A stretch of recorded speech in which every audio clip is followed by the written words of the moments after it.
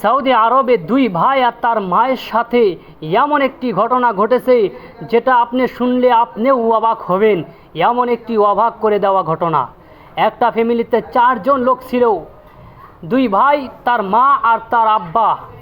যখন তার আব্বা এই পৃথিবীর জমিন থেকে চলে যাওয়ার পর দুই ভাই আলাদা হয়ে গেলেন, জুদা হয়ে গেলেন।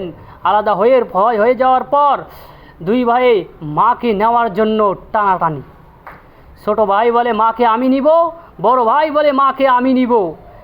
এও মানে না, ছোট ভাইও মানে না, বড় ভাইও মানে না। এক পর্যায়ে দুজনেই কোর্টে চলে গেল, আদালতে চলে গেল। সেখানে জজ সাহেব ফয়সালা করে দিলেন, 1 মাস ছোট ভাইয়ের সাথে মা থাকবে, 1 মাস বড় ভাইয়ের সাথে মা থাকবে।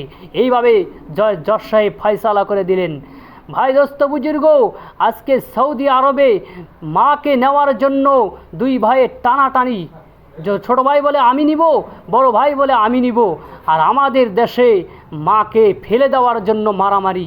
ছোট ভাই বলে মাকে আমি রাখবো না, বড় ভাই বলে মাকে আমি রাখবো না। যদি আমরা মা বাবার দোয়া আশীর্বাদ না নেই, মনে রাখবেন আপনার আমার জাহান্নাম ছাড়া আর কোনো গতি নেই। সেই কারণেই মায়ের ভালোবাসা, বাপ মায়ের দোয়া আমাদের সাথে থাকলেই আমরা কামিয়াবি হতে পারবো। মা বাবার দোয়া আমাদের সাথে না থাকলে আমরা বরবাদ হয়ে যাব।